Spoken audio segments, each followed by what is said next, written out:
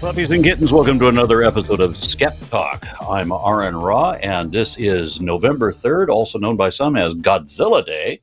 So happy Godzilla Day. And joining me is Dr. Ben. Dr. Ben, what's the haps?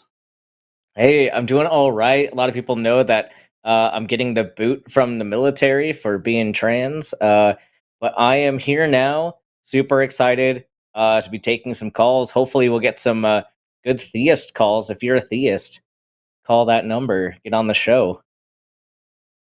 And it doesn't have to be theists. I mean, I like to talk to people who disagree with me on a number of topics, but theism is the favorite one. Right now, we've just got a couple of atheists on the line, and since we don't have anybody else, I'll go ahead and take these. We're going to start with Trent in what I think is Ohio. No, yeah, Ohio. Trent, are you there?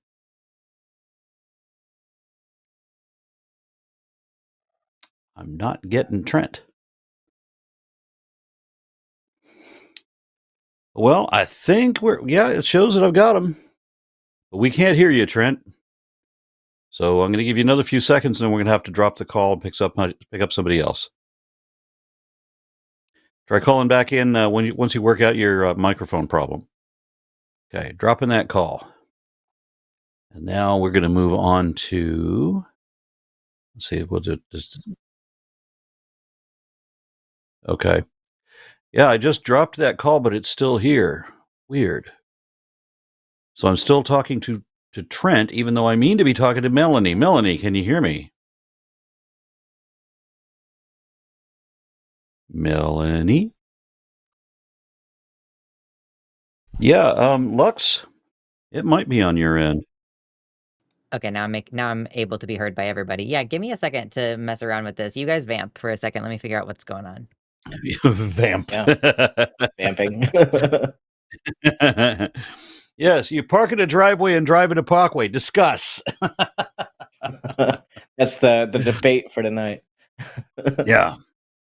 Yeah, I'm really sorry to hear about just how these policies are affecting, like you personally, like kicking you out of the military and everything. Some idiot sent me a message yesterday or this morning, actually, asking about, when are these Project 2025 things going to start happening that you guys were so worried about? I'm like, They already are. You never look around at anything else? Yeah. Kind of stunning.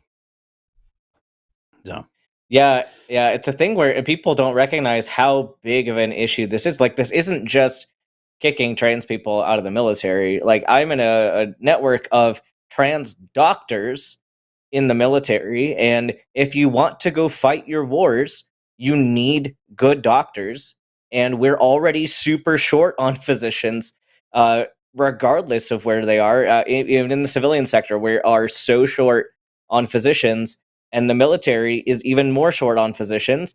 So how are you going to go send people off into war and not understand that you need to extend that force out? You have to be able to take care of them in order to keep sending them out to the line. So getting rid of your trans people is getting rid of your physicians, is getting rid of your engineers, getting rid of your lawyers, getting rid of very trained and educated people.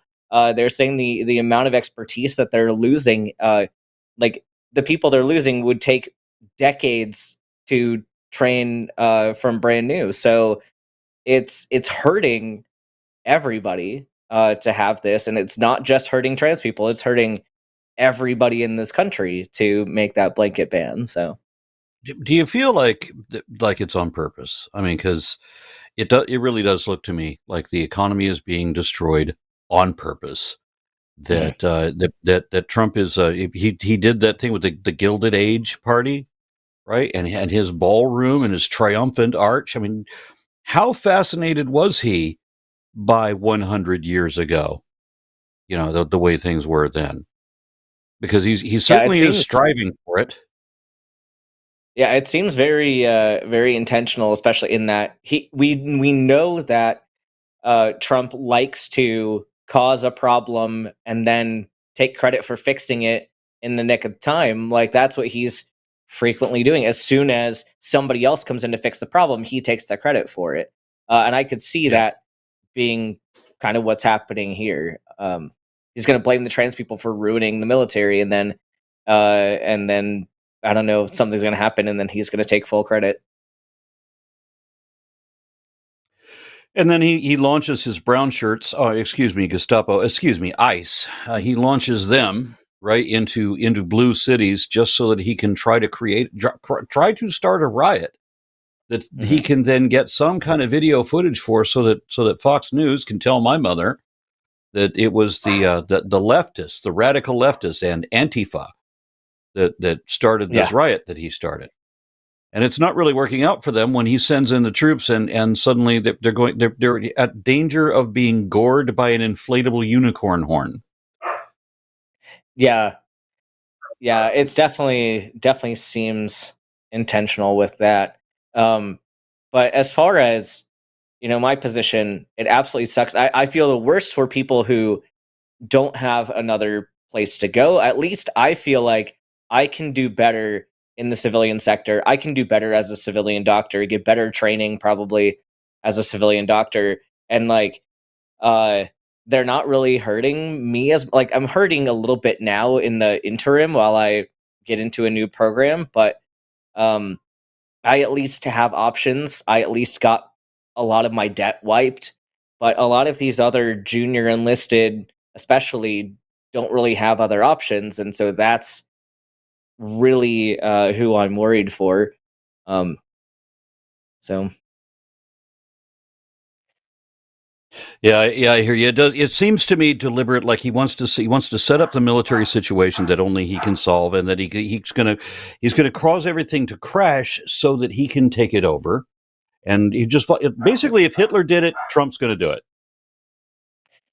Yeah, it's definitely seeming that way, and especially looking at the meeting with all of the generals and just how you had it. Like Hegseth served, I believe he got up to an 04, which is one rank above me, and so yes, it's not technically a junior officer anymore, but it's not.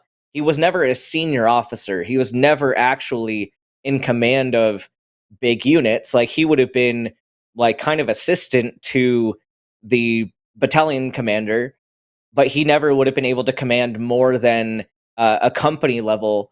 So he doesn't have the leadership experience to try to be in the room with all those people, much less try to call them out on all the stuff that they're doing wrong. Like you have these senior officers with decades of experience and actual combat deployments, and there's some encouraging things coming in that the generals aren't taking their shit. There are a lot of people that are starting to kind of see through the bullshit. And at the end of the day, in order to take over a military, you're going to need people who can run a military. And it's seeming like they're kind of losing a lot of those people. So we'll see how this plays out. But I don't think they're keeping their higher ups as loyal as they're trying to. Yeah, replacing the generals seems to be part of the plan, doesn't it? I mean, you assemble all the top brass and tell them that if you're not down for this, resign. I mean, that again, we want to replace all of you people with loyalists to me. That's what it sounded like. Yeah, and it's funny because their game is backfiring on them significantly. We actually see this a lot with ICE as well, because they want to say we're only going to accept these super fit, masculine men who meet these set standards to be our enforcers. But the only people that are willing to step into that role, we're seeing, can't actually meet those standards. And one of the biggest things lately is ICE recruits not being able to pass the fitness test. And so it's you're going to brag about how fit your people are and how the Dems are so unfit and all that, but then your own people can't pass the very basic fitness test that you set out for them. So have fun trying to do anything with if you make it mutually exclusive, we have to have the most loyal people those most loyal people really aren't showing themselves to be the most capable people. So Okay, I trust that Lux has got the problem resolved, and we've got those same two callers waiting. We're going to try one more time to talk to Trent. All right, so trying to pick up the call with Trent. Trent in Ohio, are you there? Okay, still not hearing Trent. Lux, what do you think? I'm troubleshooting with Arden. Sorry, so you guys cannot hear Trent. Nope. Can Trent tell us in chat if he can hear us though?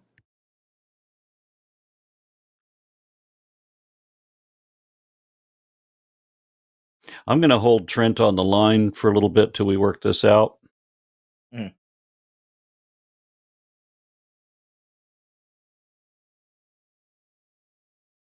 Anybody see a message? I do not. So then we must assume that Trent cannot hear us either. Or he's calling from his car. All right, so there would be little point then in picking up the call from the other call that we've got waiting as well. Drat. Well, it's not going to be much of a call-in show, is it? Yeah. Okay. What else you got to tell us, Ben? Because it's you and me.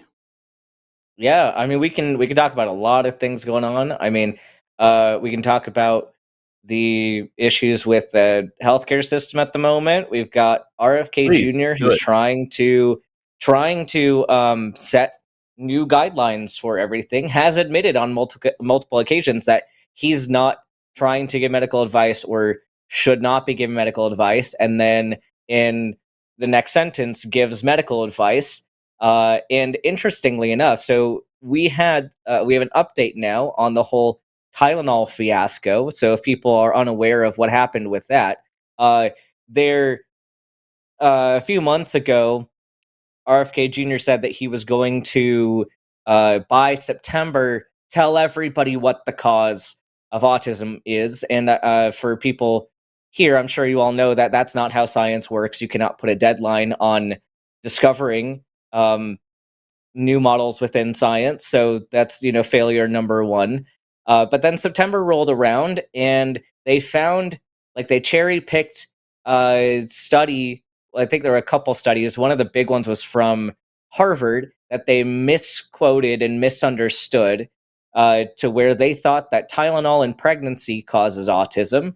And so that became a whole thing. The video, if you watch it, is really comical because Trump gets up there and says Tylenol is really bad, just don't use it, and pretty much says that. Failing to understand that managing anything within pregnancy, especially managing pain control in pregnancy, is a monumental task, and you can't really use any other analgesics except for opioids or an epidural. It's very, very high risk. You can't use ibuprofen because of cardiac abnormalities. Like specifically, you'll get congenital heart defects within like the Foramino Valley, If etc. Trent is still on the line, could we see if we can get audio now? Trent, you there? I guess not.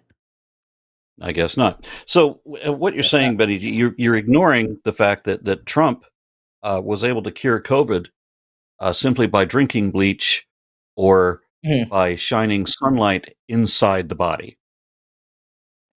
Yeah, yeah, and science totally missed that part. No, but it's this failure to understand what science actually does, and I think this might be a good topic of conversation for us.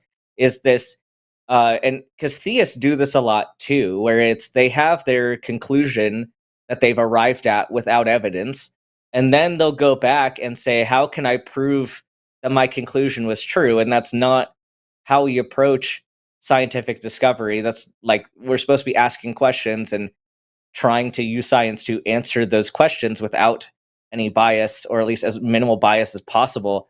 But like RFK Jr. recently, after that whole fiasco, said, "Oh, actually, we don't know that Tylenol causes autism." And like, okay, you should have led off with we don't have any evidence for this, instead of saying, well, we're gonna find the proof, we're gonna make the proof.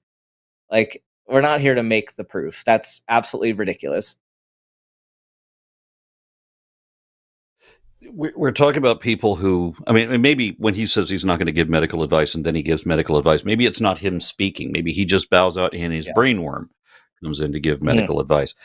I mean, how can you impugn Donald Trump on the capacity of science? Because he alone understands that magnets don't work anymore once they get wet. I did not know that was a position he held, but I'm not surprised. I'm The not funny thing is surprised. he repeats it a lot. And you'd think that somebody had corrected him at some point, but it doesn't matter if they correct him, because despite all the Category 5 hurricanes that have happened while he was alive, when they happened during his pregnancy, during his presidency, he says that nobody's ever heard of a Category 5 because everything's got to be more than anybody's ever seen, right? He has to tell that lie over and over again. So every Category 5 hurricane that hit during his first presidency, he said nobody's ever we've never had a Category 5 hurricane. Excuse me, didn't you just say that in May of this year, earlier when we had the last one? No. Okay, everybody. We're gonna do a little reset my computer. So it's just gonna pause the stream for a little bit. You guys will just have to hit refresh to get back into the call. So just give us a couple minutes. I don't know why it's not working, but we're just gonna restart my computer. Okay. Okay. And everybody knows that what this is going to happen, right? Everybody can hear me. Yeah. Sorry, everybody. Okay, very good. Okay, y'all will be live again in a second. I'm still figuring out the call-in studio. Okay. All right.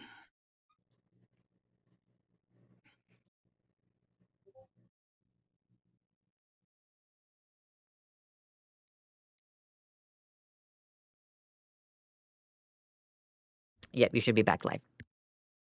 Okay. And do we still have Trent with us? Or do we now have Trent with us? Or do I need to refresh call-in studio as well? Lux, what do you say? Hold on one second. I'm still talking to Arden. Okay. So, Ben, did you do what did you dress up as, or tell me about your No Kings Day? Oh, No King's Day. I wasn't able to go out and do stuff because we just moved into a different state, so like just across the border into New Mexico. But there have been a good amount of protests. I know El Paso had one, Las Cruces had one, and even there have been like smaller protests. I mean, even since then, it's been pretty cool to see. I wish I could have gone out with everybody and done that. I was doing it in spirit and online, but it looks like you had a good time. I did. I was an axolotl. However, the problem I had with my axolotl costume was that I can't see anything. So looked cute. You don't know that there's a creepy old bastard in here because they're just this big, cute salamander holding a sign. But I couldn't like walk places because I really just couldn't see. I don't know how people in those dinosaur costumes and that to have like races like they do, because there's just what. Right. I had to have people point me to where the street is. It was so fogged. Oh well. And That's it surprises intense. me when people make the complaints that they do when they complain about the No Kings rally. And then they criticize me, saying, "Well, you didn't. I didn't say anything about my political affiliation. Why did you assume I was a right winger?" Well, if you don't have a problem with authoritarian monarchy, which at this moment in this country is an exclusively right wing position, then how are you? I don't think there's a dichotomy there. And if you're saying that the anti-fascists are your enemy, then logically that would mean you're a fascist, right? Because how else would the anti-fascists be your enemy? Right, like that's one of the silliest arguments that people give is that that Antifa is bad. It's like, okay, well, follow that line of reasoning. Like, so what does Antifa stand for? And then, so if you're anti that, what does that make you? But again, like these discussions are interesting to have because you don't really get to that position by being logical or reasonable.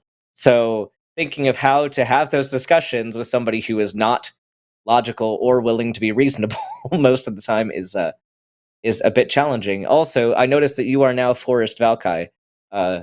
Congrats.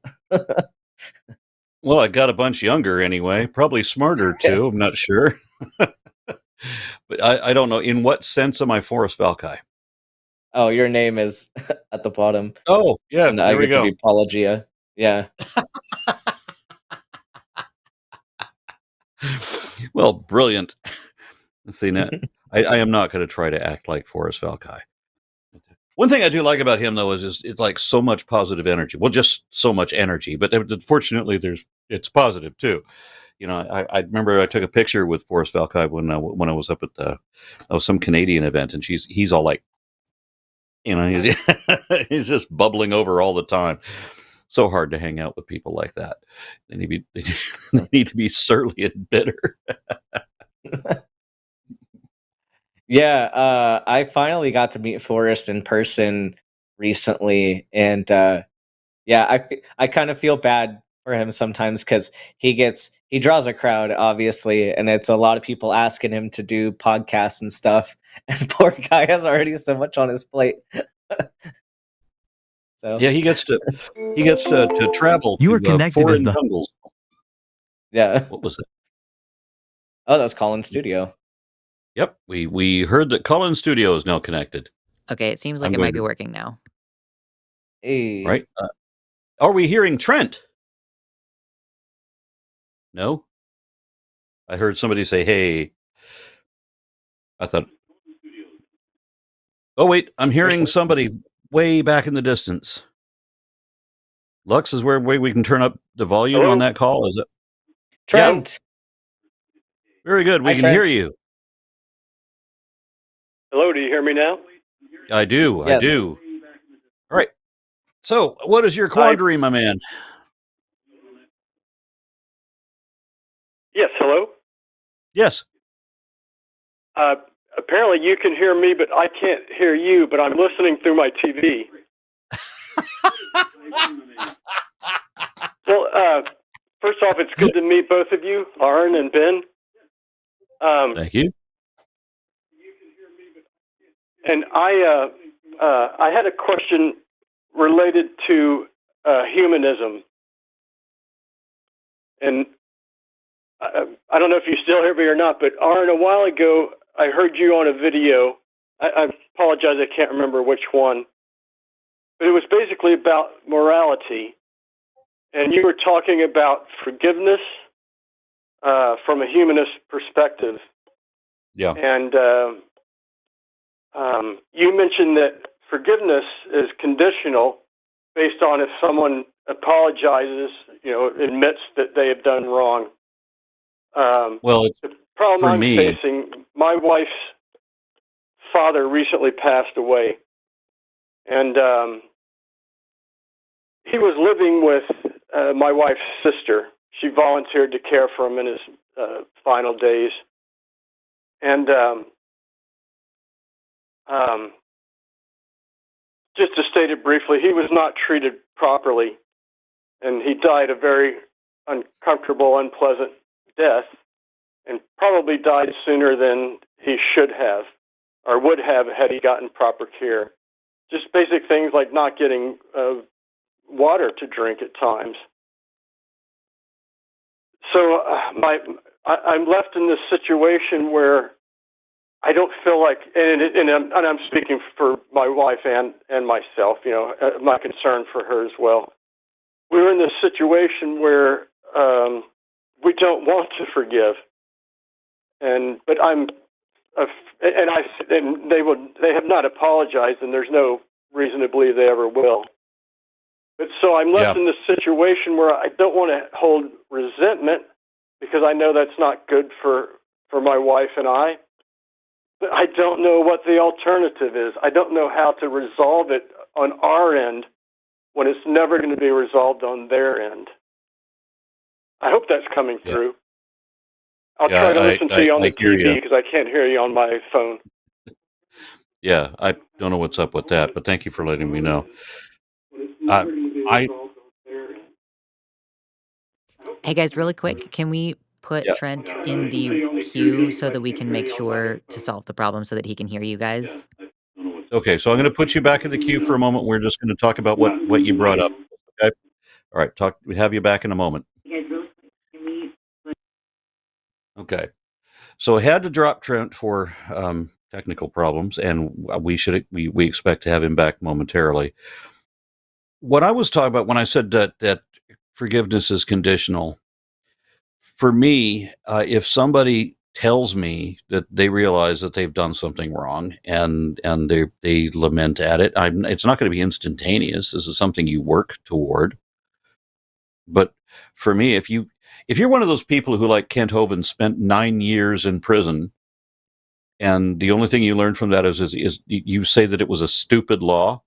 You don't admit that you broke it. You implicitly admit that you broke it, but you broke it because it was a stupid law. Where is the rehabilitation? Right? You haven't realized a damn thing. You're not going to get any better. So, in order to if you want to cancel somebody because they did some terrible thing and they're still terrible people, I get that. But I wouldn't keep somebody canceled forever if they start working toward improvement. If they're trying to be better, I would acknowledge that they're trying to be better. Ben? I was muted for a sec. Yeah, I agree with that. I think like it's interesting coming out of religion and coming from a religion that says that you have to forgive everybody, and that your sins are just wiped away. Like the harm that you cause people is just wiped away magically, which is not reasonable. And it's okay to have anger towards people. It's okay to have anger towards situations, especially when somebody has harmed somebody that you love. It is okay to feel a certain way about that. It's okay to grieve. It's okay to be frustrated. It's okay to really hate the actions of that person, and even in some cases hate the person themselves if they're not making any improvements, kind of like what you were saying. I do think, yeah, there is some room for allowing people to grow and allow people to improve.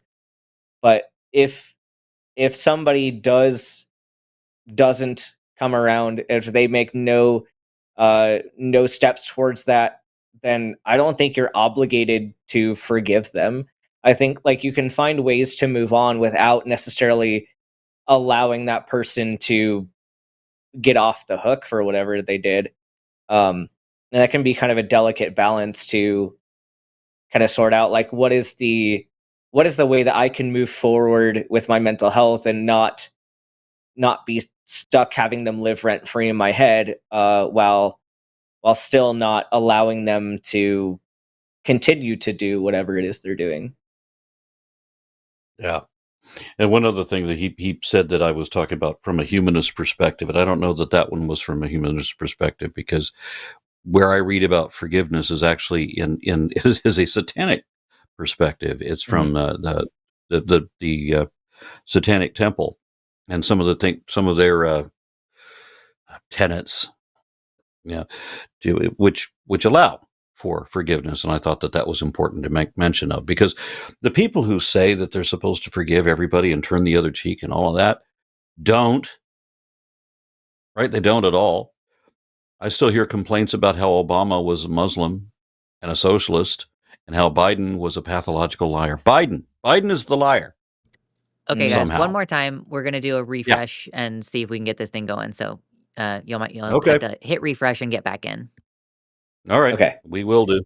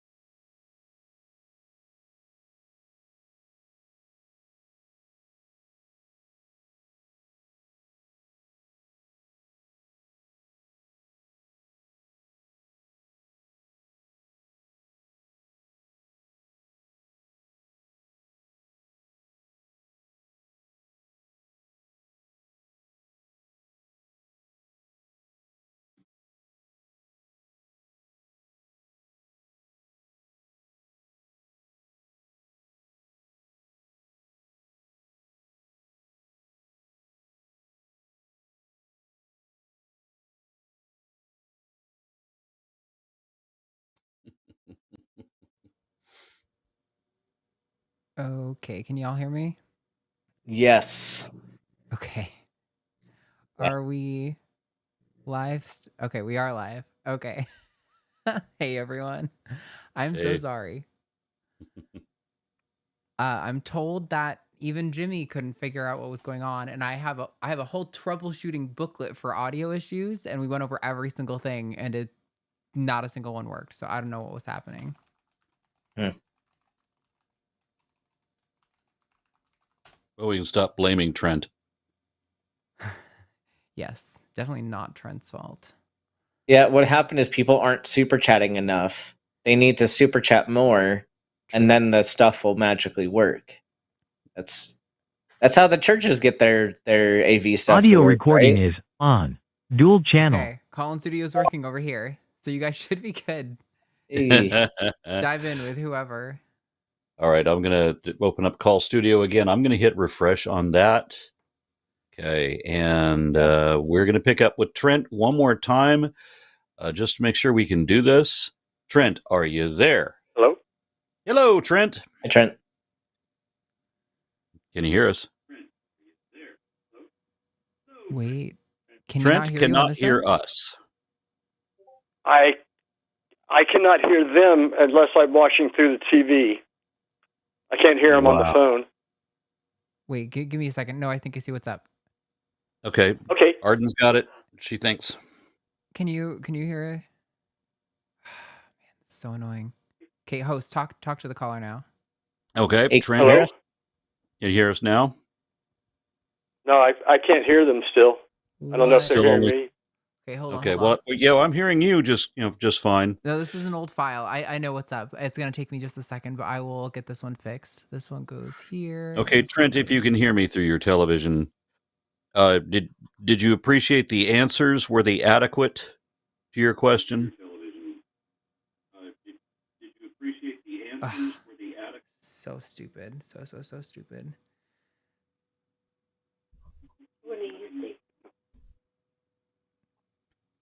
Thank you, but it's too complicated. Yes. But I don't think can you hear me now? Yes. We can hear you.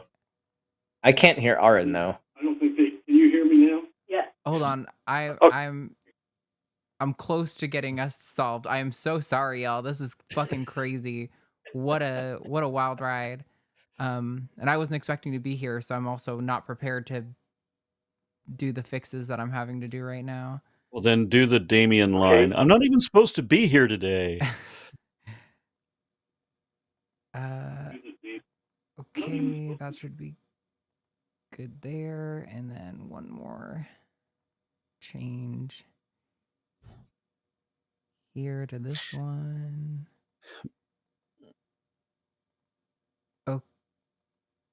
Okay. So we've got 3 callers, and they're all atheists. Why is it, Ben? We invite I can hear atheists. Aaron. Hey, very You can good. hear us? Hey. Sorry. Okay. Can you hear me now? Yes. Yes. I can hear you, sir. Thank you. Thank you for taking my call. I wasn't able to listen to very much of the answers you gave me, however. I had to turn the TV off so that the person I was talking to resolve this could hear what he needed to do. Basically, So the summary is that it's hard to forgive somebody when they don't care that they've done anything wrong. Yes, and more so than just I don't feel like I can forgive. And again, I'm speaking. My wife and I have similar feelings about this. I don't feel like that I can forgive because they have not admitted any wrong, and there's really no. Just from past experience, we know there's pretty much no chance that they ever will. But so we're left in this quandary of having this anger and resentment, and I don't know how to resolve it. I don't feel like I can forgive. It feels like it would be unsafe to forgive. But then, where does that leave us with this resentment that does no good for our well-being, obviously? Yeah. There have been a couple of times in my life. One of them was my fault, and another one was not my fault. But in either case, I gave my apology and asked, how can we make this right? How can we get past this? And there's at least there is in that there is an interest in wanting to patch things up. There's an admission when there is a guilt, or when there is fault, and that it should be corrected. But I'm in the same situation as you when with regard to people who won't admit their wrongdoing. If you can't sue them for negligence, then I don't know what else you can do. Yeah. And Ben, not to muddy the water, bring up. I feel my answer was shallow. I'm sorry that is my answer. But Ben, do you have a better one than I? I don't. This is a very difficult situation. I think that your feelings are valid. Your resentment is valid. And it's kind of difficult to say how you have to react to this kind of thing. Even from a humanist approach, like we're coming from a place where we don't come from a religion where we believe that everyone should just be forgiven just because. And that kind of makes this a morally stickier situation. So I think that your feelings are valid.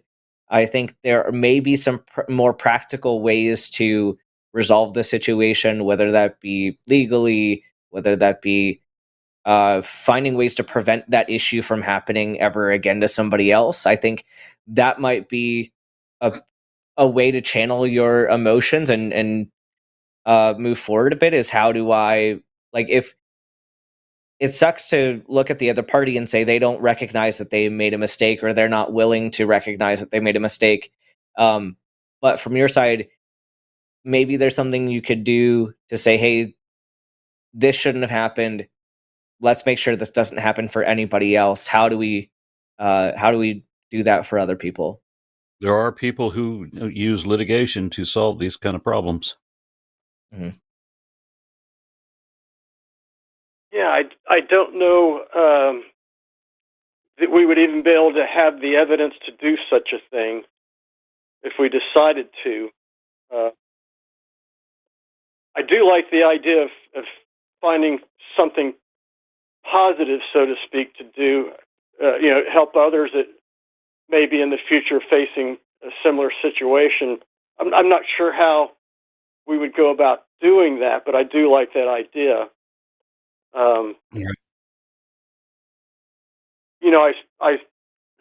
I said to my wife, I think I could forgive them as long as I'm allowed to keep on hating them. And it was sort of a joke, but there's a certain truth to that. It's just not something I can see that I can ever forgive their laugh. I could never forgive.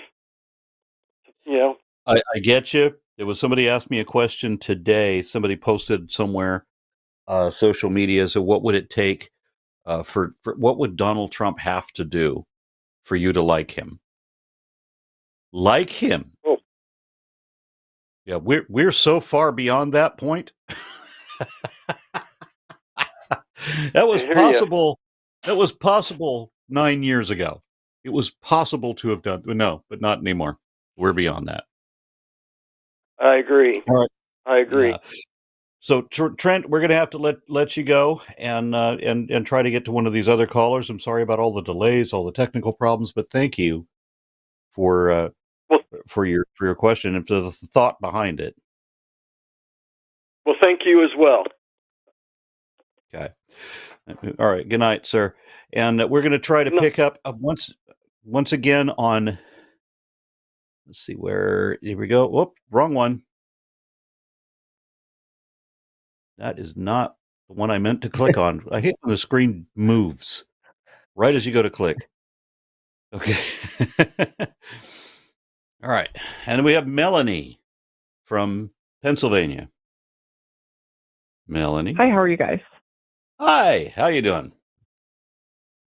Things are all well, I guess, at the moment. Things could be better. Okay. Generally Tell us speaking, your in the country. situation. I'm sorry, I spoke over that. Would you say that again, please? Just mostly well. Things could be better in the country. Things could be whatever. Yeah. Oh, yeah. Yeah. So what is what's the issue? Your quandary? Your question? So I have, to put it, I guess I'll try and be brief, that I came from a religious family. They were Christians. I was raised that way. I'm trans now, and I've had a lot of issues with Christian people since I was probably 13, and kind of has grown and grown. And I'm finding myself nowadays kind of like just in general prejudice toward people. When I find out, or if I see like a cross necklace or something like that, or I see them in like any kind of like distinguishably religious garb, I'm pretty much already going to have a prejudice built up. And if it were in any other situation, I would immediately, yeah, go ahead. Well, I'm sorry, I shouldn't have. I didn't realize that you hadn't finished. I'm just curious what you think the prejudice is, because I know mine. So you see somebody with a small, modest, thin cross. You see a woman wearing a small, modest, thin cross. What do you think? I immediately think that person is statistically more likely to be, I guess to put it shortly, a shitbag of a person, and have very, very, like, the morals they have are probably not very close to mine, and the things that they condone and the way that they live. And it's very easy for me to, like, I've had problems at work. I've had problems at home at times with other people that were here that just happened to be religious in some way. I just am like, I kind of am toxic to be around in that way. I feel you. I've had an issue with prejudice myself growing up. Prejudice meaning to prejudge, and I would get a hint of something from somebody, and I would assume the rest. And I remember saying when I was 8 years old, I said that first impressions are very often wrong. And the reason is because you make a first impression based on a prejudice, and then you find out more about that person, and you realize that the thing that you assumed was incorrect. The Christians who were the Christian adults who were taking care of me at that time railed against that. They said that first impressions can never be wrong because they are divined by God, which I thought was an interesting thought. Yeah. But what got me was when a little bit older, I noticed this trend that when people ask me what my religion is, I know we're going to have a problem. Because it doesn't matter what the answer is. The fact that you care what my religion is, that's the problem. And so I would say, well, my family is Mormon, and I think there's a very pregnant pause there, that there's obviously a comma, and there's going to be something else, and the next word is probably going to be the word but. You know, I said, well, my family is Mormon, and then they would start telling me what crazy things Mormons believe, as if they would assume that I'm Mormon, and then tell me what I believe. They got it wrong both times. And I thought this was interesting. I would be standing outside of my house on one of these occasions. I'll say, hey, that's interesting. You want to come in the house and tell my mother that she believes all these things you just said? Because Mormons believe some crazy shit, don't get me wrong. They just don't believe this crazy shit. And I learned, again, we're talking about prejudice. I learned that if you want to know what a Buddhist believes, or what a Mormon believes, or what a Hindu believes, don't ask a Baptist. They don't fucking know. Baptists don't know what Lutherans believe. A lot of Baptists don't know what Baptists believe. You're not wrong. And I am conscious about how I prejudge people, and I've noted a number of times in my life when I have judged somebody based on their appearance or whatever. You know, my best friend in high school, when I met him, I thought he was a fat guy. I didn't know he was a bodybuilder. He wore a big baggy sweater. I thought it was fat. He took his shirt off. I'm like, damn. Well, I've definitely had some like really good friends, like close friends that were Christians, and it was like there's enough. It's happened 3 or 4 times, so it's like, and I've had other like pagan friends. Pagans are usually pretty chill for the most part, I think. But like, especially like the big three, those tend to be a little bit more on that side. And it's like, if I have people that I'm close to, obviously it's possible that these people are not all shitbags. That's a thing. So how much of this is healthy, where I'm looking at this person skeptically and saying, this isn't based on your appearance, like things you can't help. You chose to continue doing this as an adult. And maybe it's a case where they just don't know yet. They haven't been talked to in any way. But this channel has been very good for me to kind of break out of the Dawkins mindset and get more into one of like, okay, it's ideologies we oppose, not people. But how much of that, like when I see someone on the street, if I saw someone wearing a cross and someone wearing nothing religiously associated, I would ask the non-religious for help, just because I kind of like, you know what I mean? I'm trans, so I already know that they're probably going to have an issue. And that's already a prejudgment. Yeah, well, this is something that like I've had to work through a lot lately too, because on the one hand, with religious people, is there a statistical likelihood that they are going to, be more likely to oppose your identity? Yes. Is there this factor that they're believing a religion that has no evidence and no good reason to believe it? So like, is there some kind of issue within how they're thinking about reality? Yes. But I think what just helped me kind of break this down as a trans person myself is the fact that a lot of times atheists haven't been reliable on that either. And so it's a case where you have to completely break that down. And I think you have to stop going off of intuition and kind of recognize when you're using intuition or when you're falling back on a bias and say, okay, I don't know this person's position.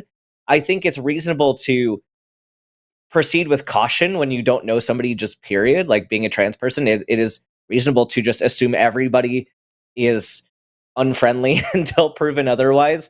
That's kind of the approach I've had to take more recently.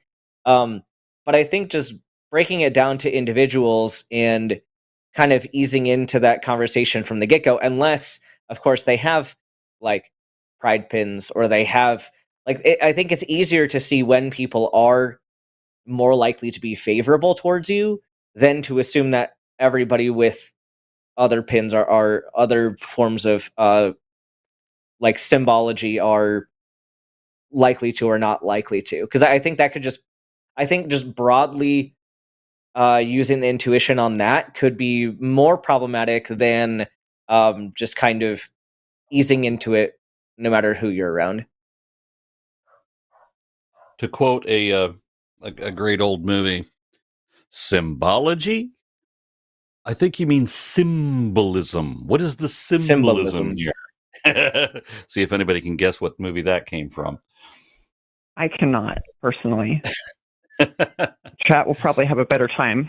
I don't have Google open right now. So your move out of Christianity, was it preceded or heralded by your trans experience, or is there a correlation there at all? I started questioning at 13 and didn't have anything else to think, so it just kind of stayed in the default position. I just knew that what they said in the Bible was horseshit and stupid. No offense to the listeners, I guess. See here, right? Exactly. Sorry. I did not think that the stuff in the Bible checked out to me, and I hadn't really had anything else. Then when I was 19, I met a trans person who was pagan and did that whole thing in many varieties. And then as like, I guess a 23 or 4-year-old, I decided like, okay, you know what? I don't think any of this shit is it, and I'm going to listen to scientists. And it's kind of like been cool. And I think like Dawkins was one of my first introductions. It's ironic, right? Being trans, but Dawkins was one of my first introductions, and he's like so militantly anti-theist. And I guess that's even come like, I'd probably even describe myself as anti-theist as like a general blanket statement. I don't know that that's probably best. A, for getting my point across to people and possibly getting through to someone who is reachable, or B, I just don't think it's the happiest way to be. I don't think that's the proper, it ticks too many boxes in the prejudice category. It has to not be right.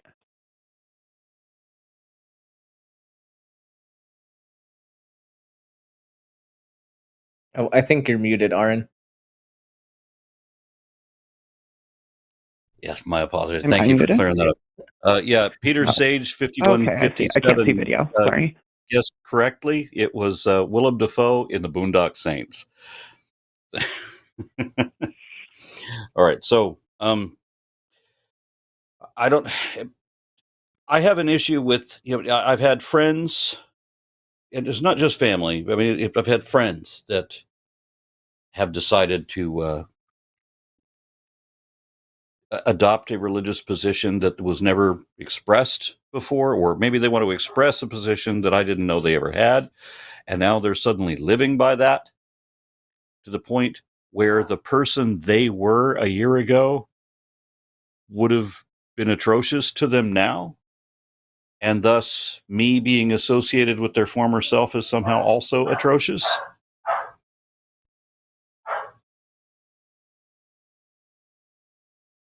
So she's saying that you being associated with her old self is atrocious?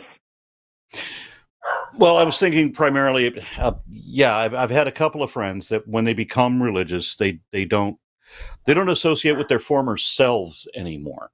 It's like they don't have a past. Oh, yeah. Yeah. Okay. And then they become super judgmental, not just of me, but of who they were a year ago when we were friends. So that's interesting. I mean, honestly, that's like where the anti-theism comes from. It's like anti-thought, it's anti-people. And I think at whatever level, it's like the question I ask myself is to those good friends I had, and some of them still talk to, like, how likely, if they felt like God said to do something horrific, including if it was me, how likely are they to do that if they believe it? Or if someone, a priest or whoever, shows them a verse and convinces them that this is the godly thing to do, how likely are they to do that? And I guess if they are one of those people, much like a Nazi, I don't fucking want to hang out with you, whoever you are. You can fuck yourself. And again, that's where, like, I know. Go ahead. No, please finish. Sorry, my wife just walked in. Do you need me to step out of the room, baby? Okay. I've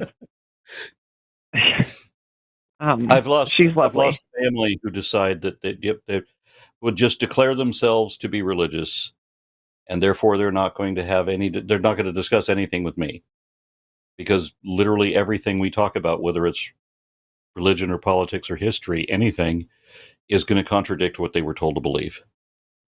And they're going to make believe that without any study or research.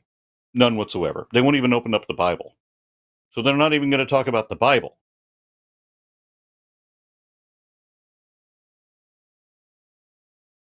So where do I translate this back to, like, to be productive for everyone's time, including, like, just wanting to be emotionally and mentally better myself, be a happier person, and hopefully influence some other people to be happier?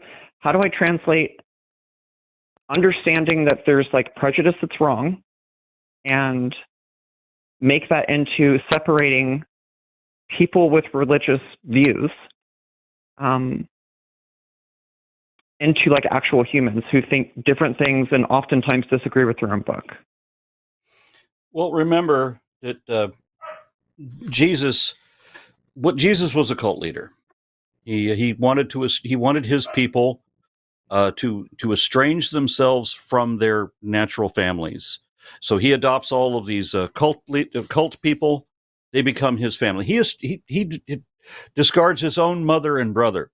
He said they're just biological relations. This is my family, and he's talking to the new cult that he's created, and he tells them that you cannot be one of my disciples unless you hate your mother and your father and your sister and your brother and your wife and even your own life. All that. You have to be completely estranged from all of these things. So when you become religious and you focus on religion, you focus on the holier than thou, and you start trying to act differently, and not in a good way. I don't know anybody that ever became religious and then became a better person, honestly.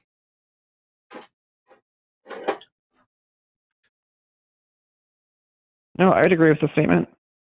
Like, I know a friend currently who's like, I have many messages from her saying that she doesn't have to worry about her rent because God's going to take care of it. And it's like, girl, think about what you're saying. Like, you need to go make money. It's like, I can't. So get her to give you an expiration date on that prophecy. So when you get evicted, I try and be so nice to her. I do. Yeah, she doesn't have a lot of people to talk to either, so it's like I feel for her. I understand why more people don't. She says some wacky shit sometimes, but okay. Is there anything all I can else? Do is influence the way I can. If there's anything else just that we need to cover, I'm sorry. Go ahead. Any last thoughts from Ben then on your experience of like best suggestions on dealing with people, especially in like new settings, in like workplaces and personal settings, on how to be less prejudgmental toward other people with religious views? Yeah, I think we need to grant people the ability to establish their own position. Like, I hate when people tell me what I'm supposed to believe or what I believe because of the labels I have, and like Aron was saying previously. So, I mean, small things that kind of put yourself out there, but could still kind of gauge the room, like introducing yourself with your name and pronouns. Like, if you say that your pronouns are she, her, and the other people are MAGA or they're Christians that are not in favor of trans people, they will let you know. They will let you know how they feel about pronouns, and then you don't have to make the assumption anymore. You can know exactly what their position is. But if somebody, either if they are an ally, they might introduce themselves back with their pronouns, or if they want to be helpful but don't know how, they might say, "Oh, what does that mean? Why are you saying that?" But like the way that they respond to that introduction might tell you all you need to know. So I think instead of focusing so hard on the religious question, which yes, that is an important question to get to, lead off with like, can I gauge how this person interacts with queer people? Can I gauge how they interact with questions about immigration or about healthcare? And there are certain ways you can do that. I think pronouns are a great way to introduce those kind of topics. Just know that if you are doing that, of course, that's putting you on the spot then to possibly be judged by the other party. So play it safe, though. If you feel like if you get the little intuition that someone's not safe, or you're in a new place and you don't know anybody, maybe sit back and kind of observe before you get involved. But if you're willing to put yourself out there, like, just try using your pronouns more in public. And I feel a little bit of a hypocrite because I've honestly just had to sever some relationships from people that I really loved at one point, who just, when they got into what they think is a moral tirade, and when they express their values really come down to hating people. Well, I have family values, which means I hate gay people. I have American values, which means I hate everybody that isn't white. That kind of thing. And I just have to sever those relationships. Yeah, that's fair. And honestly, that's like the default if it really goes south. Yeah. All right. Well, thank you very much so much. Melanie. I really appreciate it. It was nice to meet you guys. I watch you guys all the time, even when you guys are sleeping late at night and I'm still awake on YouTube. Thank you for making it creepy. Oh, no problem. Doing what I can. Good night. Thank you both. Okay, so we have a theist. I know Jeremiah has been waiting a while, and I want to jump to him, but we do have to prioritize the theist, and we have one coming. So we're going to be talking with, if this thing will pick it up, we're talking with Mats in the United Kingdom. Mats, you there? Hello, am I on there? Yep, you are. We can hear you. Oh, okay, good. I was here last week talking about a similar topic, and they said to call back in, so I'm here again talking about biblical history. Okay. My topic is not a lot of correlation between. There's not a lot of correlation between biblical and history. There's not a whole lot of overlap there. Oh, there is. This is the point of my topic, which is that the atheist view of biblical history is ahistorical and also irrational. Oh, the atheist view is irrational. Okay, so believing things that are not evidently true and are not even possible is rational, and not believing impossible nonsense for no good reason is irrational. When you say it's not possible, how do you know this? What are you referring to exactly? Well, let me see.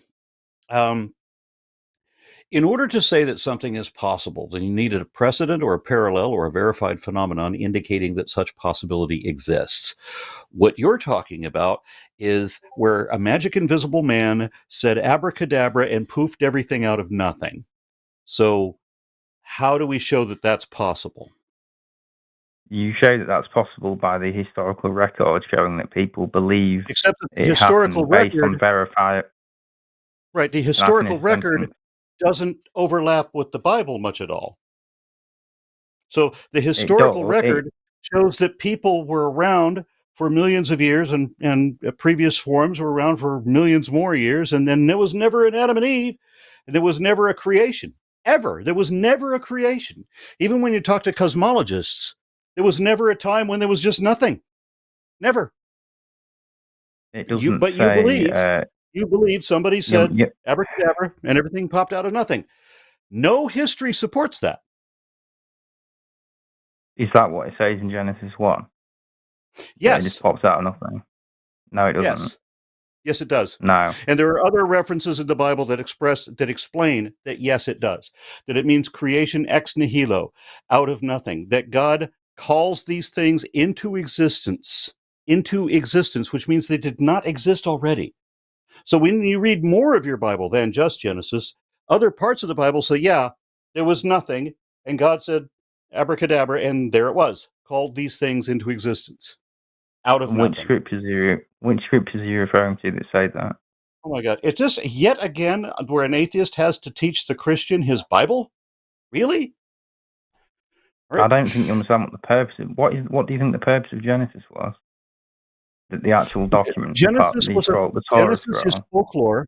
Genesis is folklore that is adapted from previous mythology, man-made mythology from earlier religions. What you've got is pieces of the legend of Adapa and the legend of Enki and Ninhursag in the sacred garden of Inanna. In that, they introduce a character called Ninti, the lady of the rib, because she was made to close the wound to the side of this god. So that's where the lady of the rib came from. And you've also got stories from the Epic of Gilgamesh. You're about to say, yes, that's correct, right? Yeah, Lilith it's all from Near East Sumerian myth. I'm aware of all this. Well, you're not apparently. I just had to explain it to you. So all of these way precede Genesis. Genesis was written around 6th century BCE, and these other myths are more than 1,000 years older than that. You are a Protestant atheist. You understand that you are a Protestant atheist. You are taking a Protestant view of the Bible in which I didn't realize we were in Northern Ireland. Literal. Every time I go to Northern Ireland, they ask me, am I a Protestant atheist or am I a Catholic atheist? And you're telling me I'm a Protestant atheist. Got that on Hitchens. So the reason I'm saying this is because you're looking at in a very literalist way that you think it's not possible that God would have used the understanding of the ancient people for his own purposes, in the same way that he used the animal sacrifices, for example. God himself is not possible, but none of these stories in the Bible happened. We know that for certain. Even know that for certain, and we know from the resurrection of Jesus that even evangelical a majority of the history in the Bible did happen because it relies because the prophecies relating to Jesus rely on it happening. Even Christian geneticists, Christian biologists, Orthodox, Catholic, evangelical, they state publicly that Adam and Eve never existed. They're not even genetically possible. Francis Collins, for example, said that the evidence shows that humanity evolved millions of years ago from other apes, and that Adam and Eve do not fit the evidence. Kenneth Miller. Why do you think it hinges on that story being literally true in the sense that they were in an actual garden near the river Euphrates and all this? Because and they were the first humans ever created out of clay and all the rest of it. Because Christians made Do a you know? stupid Do you mistake. know that in Jewish mysticism, it's actually according to the apocryphal book of Baruch, it's actually where Eden exists in a spiritual form in the heavens. No, that's not what it is at all. And you ask me questions and then make sure to interrupt the answer so that I can't give an answer. But you asked me what the purpose of Genesis was, and Genesis was a fable, a story with a moral, and it gives a choice, because we're not supposed to take the tree of eternal life and the tree of knowledge of good and evil. They're not literal trees; they're metaphorical. Adam himself is a metaphor, and so his choice is that you can either live forever or eat of the fruit of the tree of knowledge of good and evil, in which case you will be changed. You won't be the same person anymore. So they're talking about how they become like unto gods, how they learn morality. And so, yes. So he had the choice of eating of the fruit of the tree, which of course he's going to do because the story sets it up that he can't not do that. He has to eat because he is a mortal being. And so he has to eat. What do you mean he has to eat? What's that? What do you mean he has to eat? What do you mean by that? Well, if he doesn't eat, he will die. He will starve to death. So he has to eat. No. You're confusing the tree of life and the tree of knowledge is the same thing. No, I'm not. They're quite different. And you're the one that's confused. So God says that you can eat of any of the fruits of the trees. So God knows that they have to eat. We are animals, after all, which means that we're defined by having an internal digestive tract. We have to eat. We have to. Our survival depends on the death of living cells. Even if we're only eating the fruit, we're still eating living cells. The cells are still dying. So death is already in the world. And in the end of Genesis 3, God says, I've got to get Adam out of here, lest he reach his hand out and also eat of the fruit of the tree of life. And then he would live forever, where he's not going to live forever until he eats of that. Why else would there be a fruit of the tree of eternal life? I don't understand why you think this is a point against. What if Adam had never eaten from either tree? You're arguing it's a straw man against the mainstream interpretation of it. This is why I said you're a Protestant earlier. I did not straw man. You're arguing against the idea. You seem to think that. Explain to me how any of this proves that God doesn't exist or the events didn't happen. Generally, but we don't have to prove it leads up to the resurrection of Jesus, which we know that really did happen. We don't have to prove unsupported assertions. We don't have to disprove what was never supported. So you want to say that fairies in the garden push up the daisies and that's what makes the garden grow, right? We don't have to prove that wrong. That's an unsupported assertion. Evidence. We have more evidence than fairies in the garden. You don't have, you can't say you have more until you have some. Was to guide the kingdom of Israel. Some. You don't have any evidence at all. It was never supposed to be taken as literally as you're suggesting and not trying to argue with Right. It was a fable. It wasn't supposed to be taken literally. It was a fable. It was never supposed to be taken literally. And yet Christians do. Yes, because that's a Protestant heresy. But most Catholics or Catholic scholars don't view it like that. What?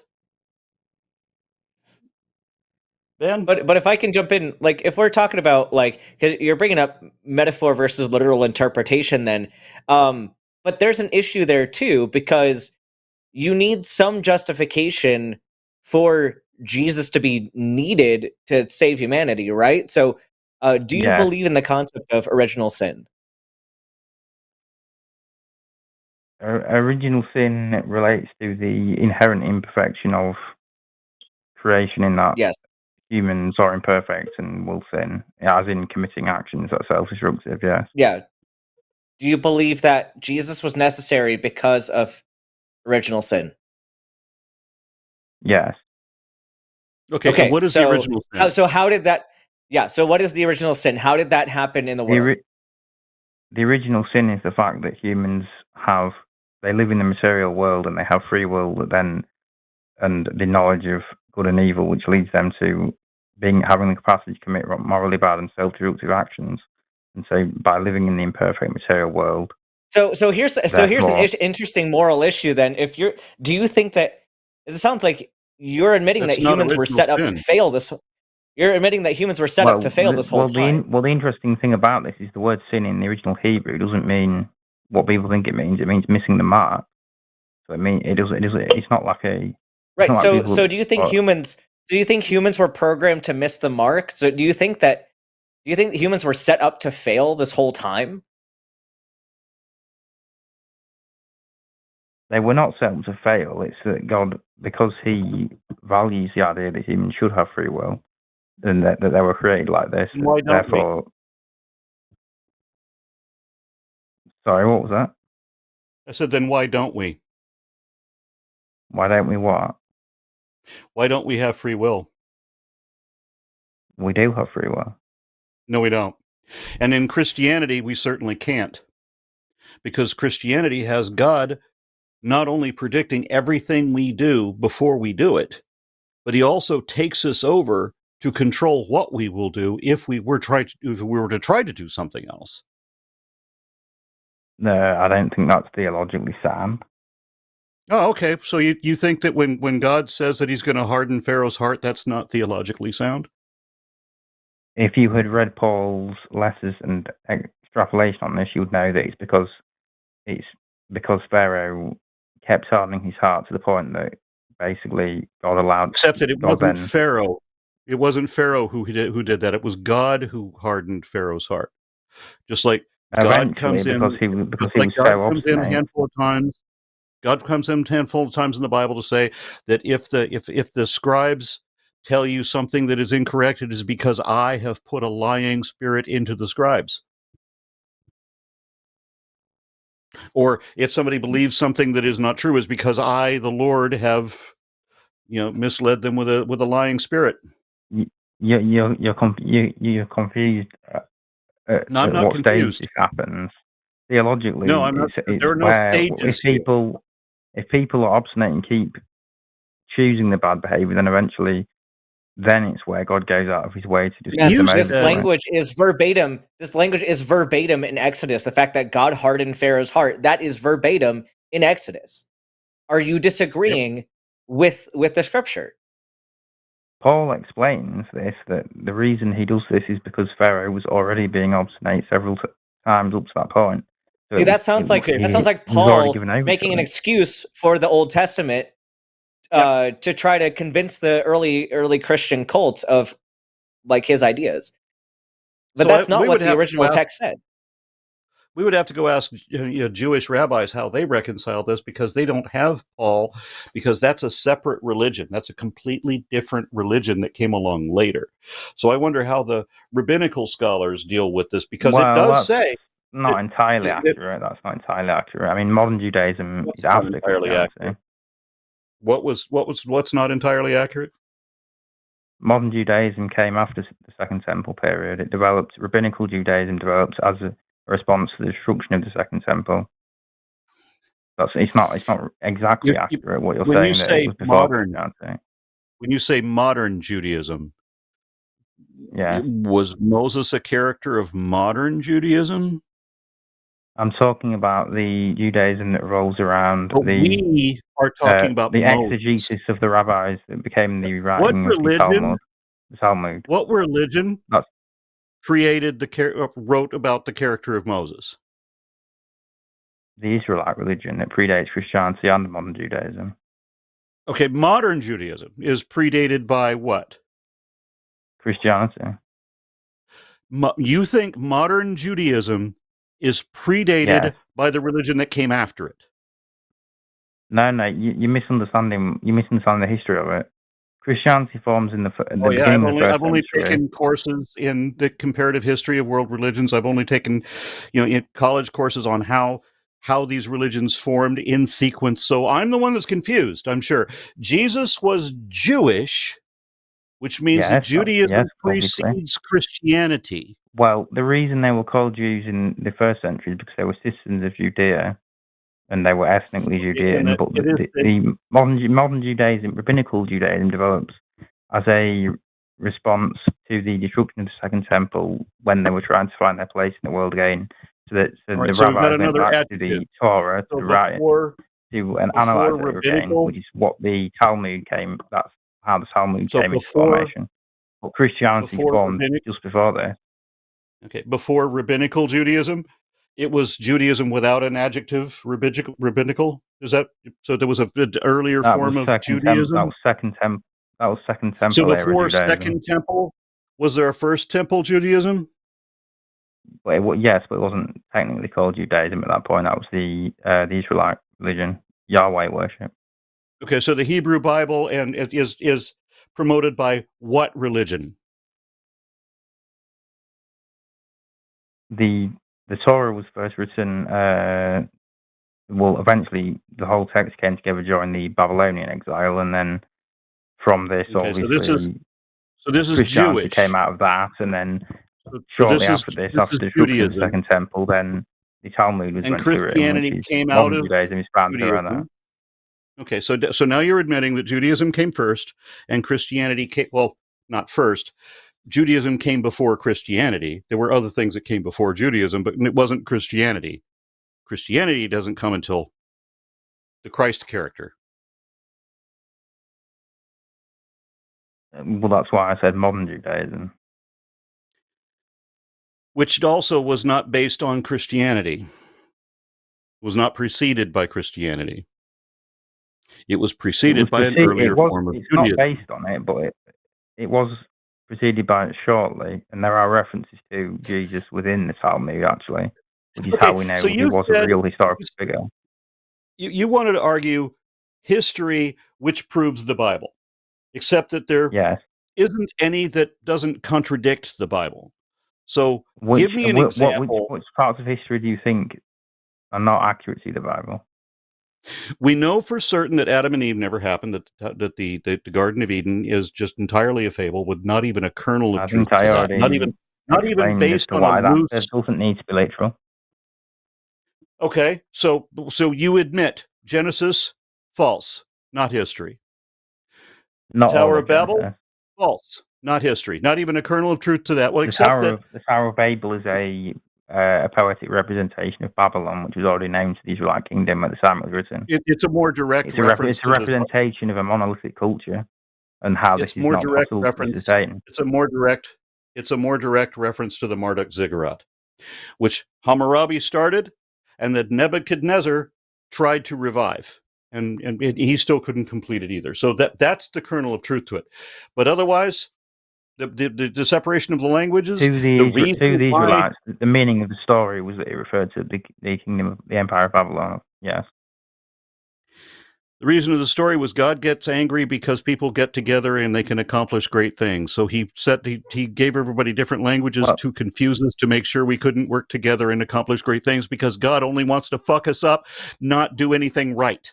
He doesn't want us to be able to do anything right. Multiculturalism doesn't work. It's because to the Israelites, they had a homogenous ethno-nationalist society, and they viewed it so that empires don't work, which obviously they would observe in their own time because they were in exile in Babylon, observing Tower of Babel didn't happen within the empire. The Exodus didn't happen. That's not history. Moses never even existed. No, Moses probably did exist because we have archaeological evidence there was a dynasty within Egypt who were exiled from it around the time frame. But historians claim it wasn't actually Hebrews because they have an irrational atheistic view of history. Actual historians insist that Moses did not exist. So because they have some rando says that Moses probably existed. No, he didn't. All the experts in this area, they know. Your answer is always dodging the question. That you came in here to talk about the history, like biblical history, and then when we point out biblical history, you say, "Oh, well, but it's not always literal." Okay, well, so then give specific examples of what you're talking about. Then at the early part of that we should address with you, I didn't say all of it wasn't literal. And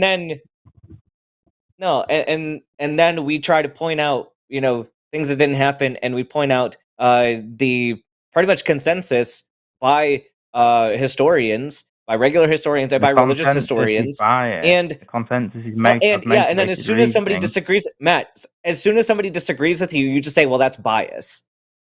So it just sounds like you're dodging. Can you give us actual evidence of your claim? Like, give us an example. Give us an example of biblical history that you believe is true, and we will let you know what we think about it. What does the archaeological site of the Tophet prove? The infant sacrifice, the Canaanite gods. What does that prove? What does what Israeli prove? historians found. So the cultures that these we have all these ancient myths that we're writing about, the places they lived and the enemies that they had, and they're making up a whole bunch of bullshit about it. And this is just something that all these cultures at that time did, made up rude stories about each other. So what does that prove? Good question. Doesn't prove much of anything, does it? No, I'm specifically talking about the archaeological evidence that was found showing that the Kingdom of Israel were sacrificing human infants, burning them alive to Canaanite deities within. So evidence that humans killed other humans sacrificially only gives evidence of a cultural norm at that time. It does not give evidence that the deities that they worshipped were real. Like, you have to give us more evidence beyond that. You just gave us evidence that people believed something was real. Yeah. Okay, I'm going to explain the point then. The mainstream historian view is that Yahweh worship develops out of Canaanite pantheon worship, and their evidence for this is what I'm describing, the infant sacrifice, and the fact that they worship multiple Canaanite gods. And they say that this is evidence of the fact that Yahweh originally was just in the Canaanite pantheon. However, if you actually read the Bible, you'll know that from the time of King Ahaz, Canaanite worship was then implemented into King of Israel, and the Bible details specifically and explicitly how they turned away from Yahweh and started sacrificing infants. So the point I'm making is there is archaeological evidence of things in the Bible. It's just that the motivated reasoning of the secular historians trying to spin it and there's evidence of things that don't prove the supernatural. It doesn't mean. Yeah. There's evidence of mundane things. I like the way you dismiss all the experts, all of the archaeologists and the biblical historians and so forth, by saying, well, would you actually read the Bible? And you yourself were not aware of the parts that I was just talking to you about. Like when we talk about these sacrificed children, are you not aware of when Ezekiel laments that the 10 commandments in Exodus 34, not the ones in Exodus 20 and 21, but the ones in Exodus 34 call for the firstborn children, firstborn boys, to be sacrificed to God? And then Ezekiel makes the lament that God had created these laws by which they couldn't live because it horrifies these people that they have to sacrifice their own sons. See, that's what happens when you actually read the Bible. You're misreading the text. Oh, I'm the one that's misreading You're misreading the text. He's lamenting the fact that they turned away from God, misunderstanding the commandments and sacrificing infants when really it was about the first fruits of all of their animals. No, it isn't, and we can prove that. It is. So I'm not the one reading this. This is what I mean about the biased reasoning of secular historians trying to make it where it doesn't mean the biblical narrative. When you read what the Bible actually says, it actually says that. And then people always say, well, that's not what the Bible says. And then I show them, and they say, well, that's not what it means. But it's not my bias. It's your bias that you want to believe it anyway, regardless of what it says. So you don't know what it says. You want to pretend that it says something else. That's your bias, not mine. So show me history, and I can look up the history. Do you think there is history that proves God? What is it? Okay, well, you've completely dodged the fact that I pointed out that the Bible describes that period of time, and then that's accurate history. Would you not agree that the Hellenist religion also describes the time in which that religion was founded? I'm sorry, what do you mean? What do you mean by this? Have you never heard of Greek mythology? Why are you bringing up Greek mythology? I don't understand what this... Archaeologists discovered the city of Troy. Does that prove Greek mythology? Oh, you're drawing a parallel saying that just because they find shrines to Zeus doesn't mean Zeus exists, for example. That's what you're saying. Right. So you find a potential thing that matches the time period of when they're talking about the people around them. The people around them existed, Not all the details of the story, no. Yeah, they have a real setting most of the time. The stories, the fictional stories, occur in a real place, and sometimes they name real famous people. But none of that proves God. So give me a bit of history that you think proves God. The proof of God is in the fact that there's a narrative through line that you see all these historical events matching events in the Bible, stacking up. Okay, so you're proving Lord Krishna? Or are you're proving almost every religion on this planet by that point. No. Islam could easily make those same arguments. No religion has the ultimate proof in the form of Jesus, which is what it all leads to. Except we know the ultimate proof in the form of a historical person. He wasn't the first Christ. Lord Krishna was, and the criteria that you just gave for the narrative comes not from a single book, but from a library of different books that are older than the Bible. And they all have this single narrative for the Hindu pantheon. They're Trimurti, not Trinity, Trimurti, where you have three independent people within a unified Godhead, which is where Christianity gets a lot of its ideas. So you're telling me that this unified narrative in all of the folklore, in this volume of folklore, proves Hinduism. You think Christianity is based on Hinduism when they had no contact with that region whatsoever? No, I don't think that Christianity is based on Hinduism. I'm saying that your logic is flawed. You think that a storybook, a small compilation of Aesop's fables, somehow proves a god, but the criteria that you give would mean that the library of books of Hinduism prove their Trimurti, not your Trinity. No, that's not the case, because they don't have disciples and apostles, first-time witnesses, and then their disciples who were absolutely convinced. Neither does the Bible. Saw the resurrection happen. The Bible also does not have first-hand witnesses. Yes, it does. It sounds like we need to go into all that too. No, it doesn't. Explain to me why Clement is familiar with the text of the Gospels, and when he exists within living memory of the disciples. He's the disciple of the original apostles, and how does he know about the text of the Gospels, which he references in his letters? Do you think which means, Paul of course, met Jesus? the Gospels were written by the Gospel writers, which means they are the first-hand witnesses, which means they were convinced they did see the resurrection happen. No, they weren't. No, they didn't. Yeah. And why is it that the Bible scholars universally say that no, they weren't, no, they didn't? Because there are no eyewitnesses. Have motivated reasoning. No eyewitnesses wrote the Gospels. So anything that disagrees with you is biased. That's what your whole argument boils down to. Once again, we're asking for history that proves God. Why is Clement familiar with the text of the Gospels? Okay, so some guy believed in the fairy tales that he read about, or that he read. Yeah, okay. But you know who Clement is. You know who Clement is. Give me history that proves God. Do you know who Clement is? Not off the top of my head. Remind me. Clement is one of the first apostolic church fathers, which means he's the disciple of Jesus' disciples, which means he was tutored by them.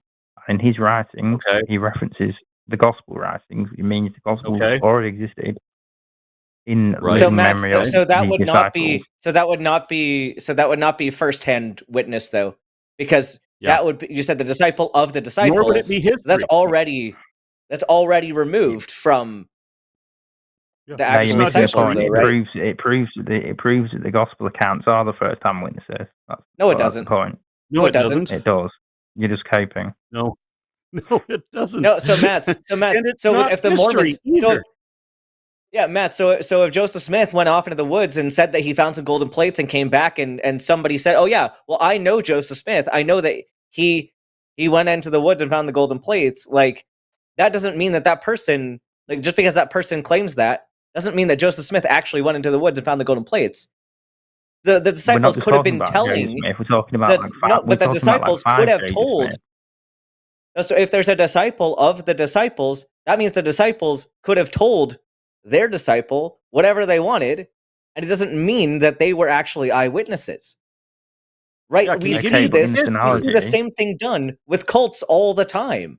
This is how So you cults said Okay, but in this, are founded and expand. okay, but in this analogy, there's like 5 Joseph Smiths who all agree on the details of this guy's life, and they all are absolutely convinced that this guy was resurrected, and that Okay, they're so even willing to die for it. How do you right, so we explain know that the Gospels copy each other to some degree, yeah, and a lot of mythology does. A lot of the Bible is actually copied from Homeric epics too. That doesn't mean that Homer was real, or that anything he did was real.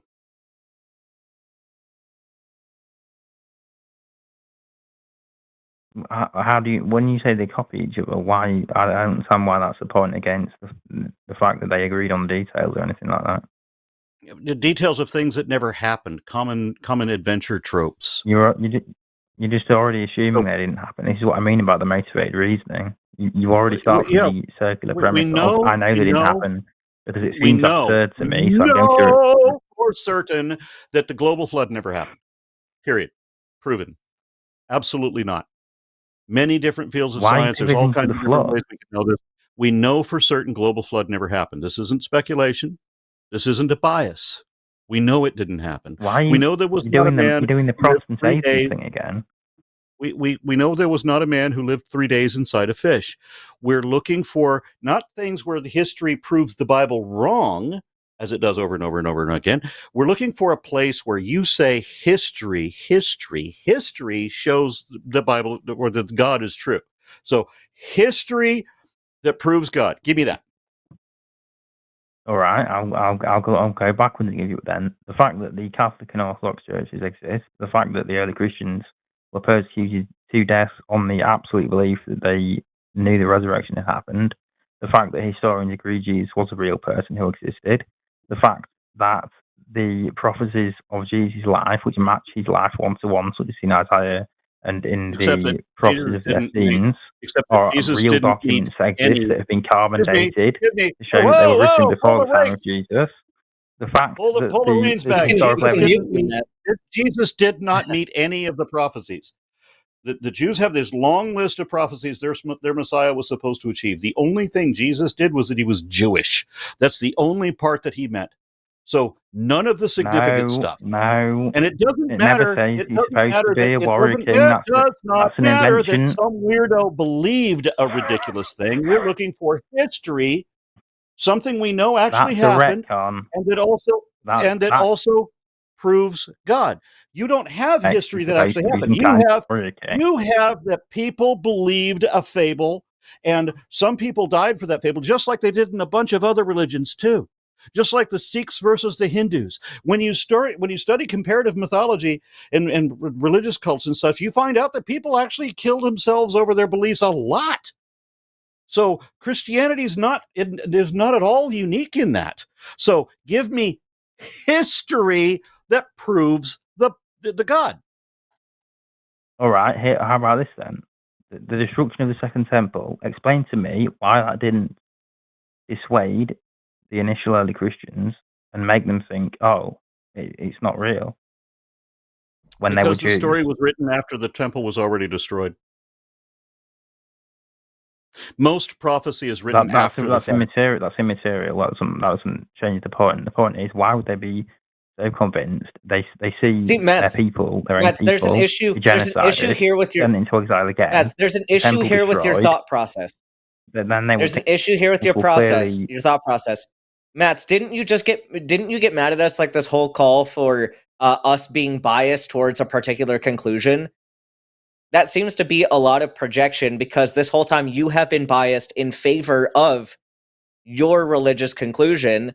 And I don't know if you're aware, we've tried to mention this multiple times, but we don't have the burden to disprove all that. It's actually like when we're thinking about science and the scientific method, you should be taking the position of the null hypothesis until you can reject it. Right? So you should not be entering this with the assumption that all of this is actually true. And even then, we start to point you to actual references in the Bible and then you seem to disagree with what the Bible actually says. So either the Bible's not clear and intentionally unclear. So how do we know what you're supposed to mean by any of it? Like, how are we supposed to know which parts are metaphorical and which parts aren't? That seems very confusing for a God who is supposedly trying to get us to the right answer. And it just seems like you already have assumptions that you're trying to justify with however way you can spin the data. Well, that was a bit of a gish gallop, but I'll try to respond to this. That was a Gish gallop. A Gish gallop named for Dwayne Gish, a young Earth creationist who would lob out all of this information, all of these claims, none of which could be supported. Not one of them was true, but it would be to overwhelm the opponent because they don't have enough time to address this. He didn't do that. He listed mistakes you made, really, during this show, and you can go back and watch it. You have not presented I haven't made any mistakes with my view of the Bible. You've done nothing but. You said that the Bible concords with history, but you admit that the Bible doesn't concord with history on all of these different points that we just pointed out. And you can't show, and you said history proves God, but you can't show any history that proves God. All you can do is say, well, look, when this guy lived, there were people who already believed in this bullshit. We know that. That doesn't prove it was real. You didn't answer the question of why did these first century Jews, why was their faith in this apparent Messiah not dissuaded by the fact that the Second Temple destruction happened and that they saw their people be genocided and exiled yet again? Why would I have to explain anything? Why would I have? Why is the burden of proof on me? Why were they still committed to it?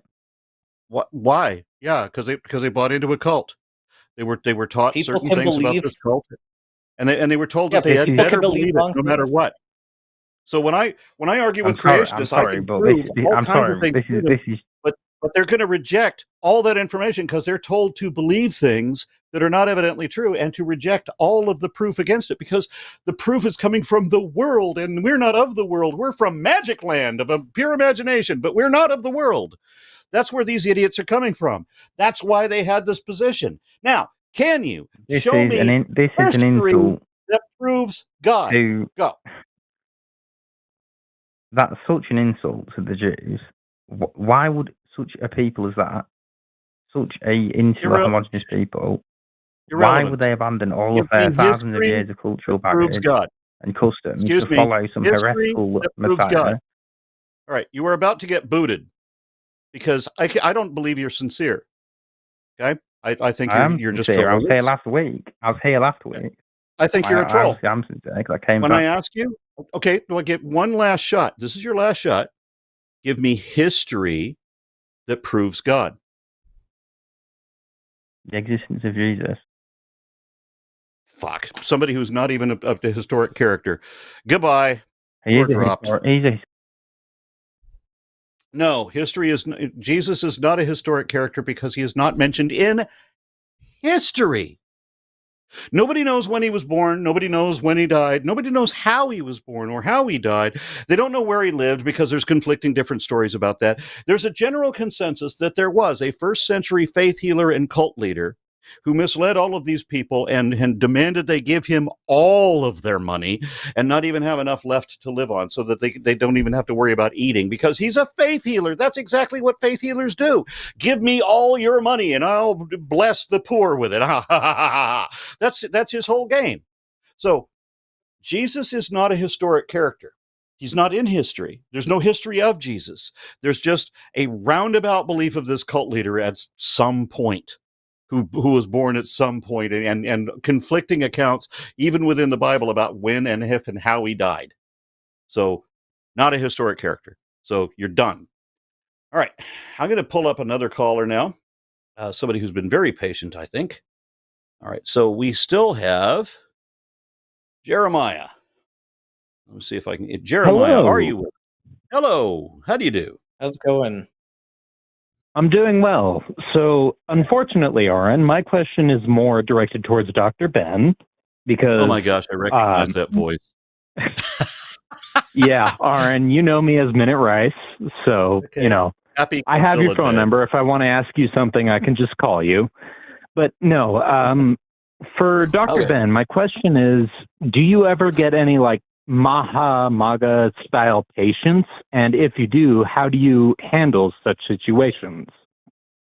The answer is yes, and they've existed long before Maha was a formal thing. I mean, this is the same population that for the longest time have been anti-vaxxers, people that have been super into organic food, anti-neurodivergent. Like a lot of the tenets of Maha, so to speak, are all things that I've dealt with in the past on many occasions. And how I approach that with individuals kind of depends on where they're coming from and what their specific belief is.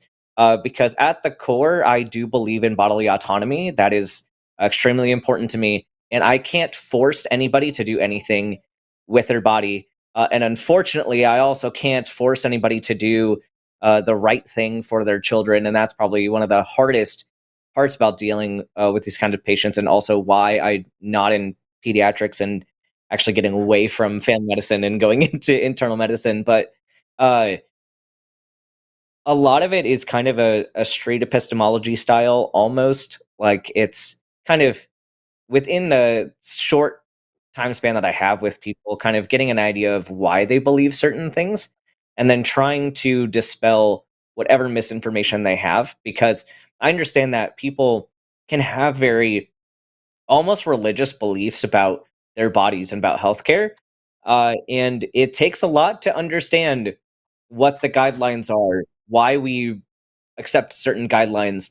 I mean, there's a reason why I went to school for uh, more than a decade by this point, and I have to reframe and think, oh yeah, these people haven't been educated in the same way that I have, and it's not necessarily their fault. Like, you're not going to understand the intricacies of medical management if you haven't studied that before. So trying to get to the root of why they're distrusting the medical system, which there are plenty of reasons to do that, um, and what their specific hangups are, and trying to see if even if there's a way to meet in the middle with some people. Like, there's some people that strongly believe in taking supplements or strongly believe in certain dietary practices, and it's a case where I can say, hey, I understand that this means a lot to you.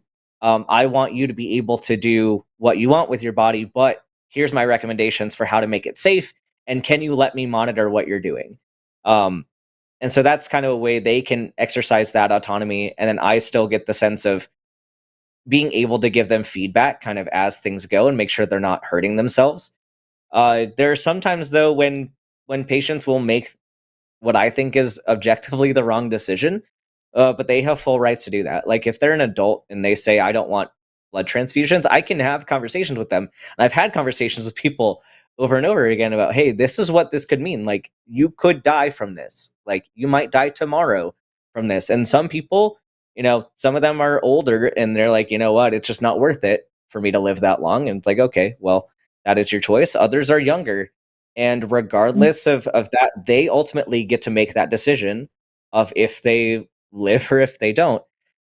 With children, it depends on the local laws on kind of what you have to report as far as that goes. But that's kind of my general approach, is kind of like using straight epistemology to get to the kind of the heart of why they're jumping to something alternative, and kind of going from there. Okay. Yeah, that's actually really really helpful for me because like I also value bodily autonomy extremely highly. So it's really heartening to hear that from, a professional doctor. So like I've had situations in my own life where I've had a nurse who was, I don't know if she was like outright anti-vax or just vaccine hesitant, but like I've seen people in the medical field do some things that are questionable. So it's good to hear that, you value bodily autonomy that highly. Yeah, and something else too, like that's really important, and you can use this when talking with people, is a teach back method, where because something too, if you're going to grant somebody that autonomy, especially in a medical setting, I have to, like, you have to demonstrate to me that you understand what I told you, and you have to understand what the risks are of you not going with the recommendation. So using a teach back way of saying, hey, can you repeat to me what you believe I said? Can you repeat to me what you think the risks are? Like, have them tell you what their position is, and then you can try to clarify anything that they got wrong in that. Because sometimes, especially if I get in my own head and think this is how I would understand it, they're not going to understand that. So maybe I need to step back and reframe it, and then tell them again, and maybe they'll make a different decision. So, like, that is contingent upon them actually understanding what I'm telling them and what they are risking. So, if we have any theists who would like to call in, you've got about 4 minutes to do it. And then I'm going to call you all chicken shit if you don't. God damn it, Aron. That was funny. All right. Well, thank you so much, Dr. Ben, for answering my question. That was very helpful to me personally. And Aron, happy Godzilla Day. So that's about all I have. Thanks for your call. Right, thank you, Mike. Yeah, and sadly, we don't have. When I just checked, let me hit that screen again. We don't have another caller. We don't. So Jeremiah may as well hang out here for a minute. Well, okay, I'm still here, so Yep. I guess, I don't know, like, as far as Godzilla Day goes, like, Toho announced the title of their next Godzilla movie, so that's something. Yeah. If I remember correctly, you said it was Godzilla Divides by Zero. -0, but yeah, you were close. I wanted to tell everybody that I really think that the last caller was a troll. I think that when I dropped his call, I think I have this vision of him laughing at how long he strung us along. And yeah, he calls. Unfortunately, I was going to say that, like, as a former Christian, I don't think Matt's was a troll. I think he was sincere, and that's sad. Yeah, because those arguments are pretty bad. They are. And I used to make them, and I'm very embarrassed about that. Oh yeah, yeah. I was a neo-pagan occultist once upon a time, and every time these and I would did the transcendental meditation and all of that, and every time I talk to one of these New Age spiritualists, I'm just so full of cringe. One of these days, dude. I'll ask you to explain all of that to me, but not right now. Yeah, not on a live show. I don't like to talk about it because it is personally embarrassing, and because it requires so much explanation. Everybody, there's so many people here in the United States know what it means to be a young Earth Christian, or excuse me, to be a reborn Christian. A whole lot of people have done it. A whole lot of people who are now atheists were reborn Christians. And hi, I'm one of those people. A whole lot of pagans went to that from Christianity because paganism is a kind of a landing pad, so that you can like walk your way out of that belief into this other friendlier thing until you realize, no, that's nonsense too. Agreed. All right, so we are sitting at 8 o'clock. I'm going to check one more time to see if we have any theists calling. I don't know why they don't. All through social media, these people, the little keyboard warriors, they're all about telling me how they would own me if we would just do a debate. But then when they get the opportunity, crickets. They're just afraid that you're right. That's all. All right, I'll go ahead and let you guys go. I've been on way longer than I probably should as an atheist, but it's been a great conversation. Thank you very much. Good night. You're welcome. Have a good night. Someone says, I feel targeted. Yeah, Ben, did you have a transition period for your religious views? I did. It was a pretty big period, actually, because I come from a pretty fundamentalist evangelical household, and in fact, my dad is a minister, so come from like kind of within the religion. It took me a long time to deconstruct that, and actually I got through my whole biology degree before I had fully deconstructed.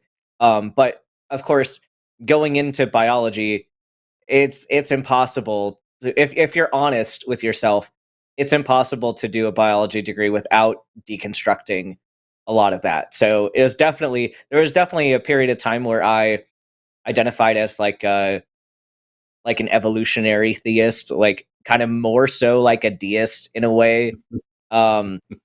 Just because I was holding on to things that I was so indoctrinated into the system that it was just so hard for me to let go of some of that bias. But eventually did get out. So well, congrats. It's surprising to me that it's such a process for so many of us. Because I mean, it took me such a long time to just realize that I wasn't Christian, to realize that I was.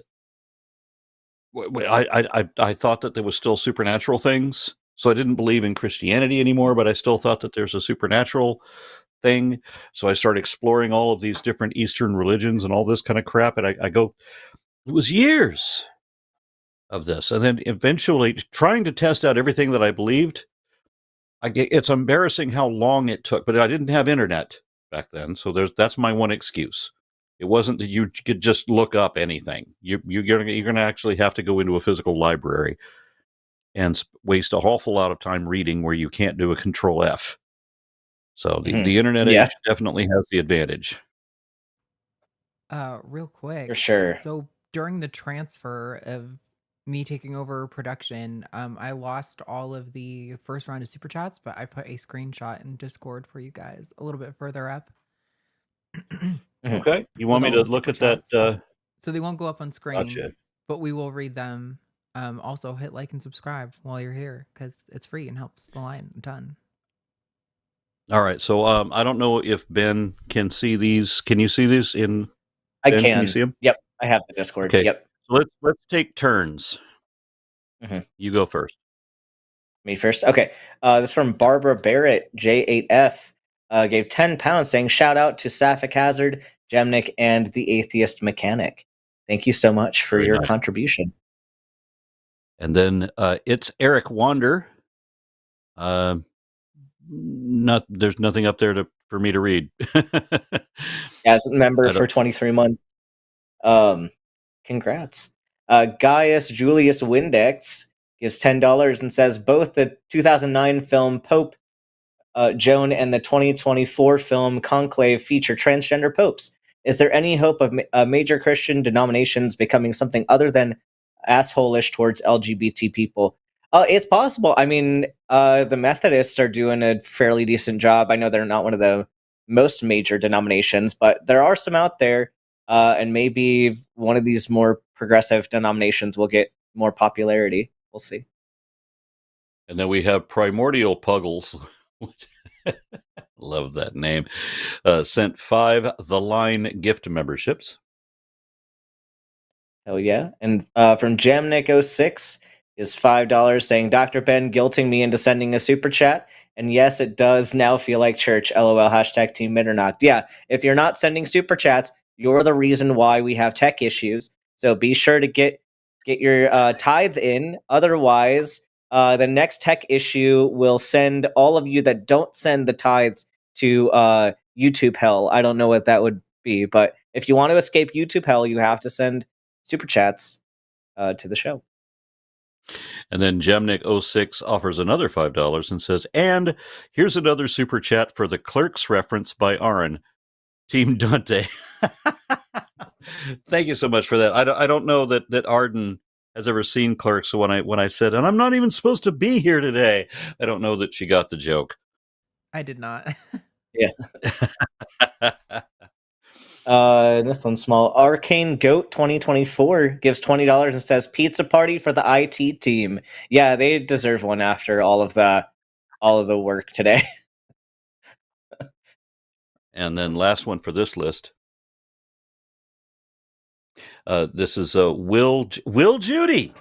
Will Judy 995. Yes. Offers $9.99. Thank you. It says, I like this combo. Aron is a handsome political activist like me, and Dr. Ben is a physician like me. Carry on and vote tomorrow and especially next year. Yes, my wife absolutely wants to remind everybody, vote. You got an opportunity. It's tomorrow's Tuesday. Do it. Yes, and Will, Judy, we need to talk offline sometime because we definitely need to get in touch. Yep. Heard a lot about you. Saw that I sent a second screenshot for the one more that got added on before I connected, and then the rest of the screencasts I have. Oh, I will one read more? this one. All yeah, right. I got it. From Jamnick06 gives $10 saying, Trent is commenting on the convo I had with Aron during my call 2 weeks ago. Trent, if you can't forgive, still let go of the resentment.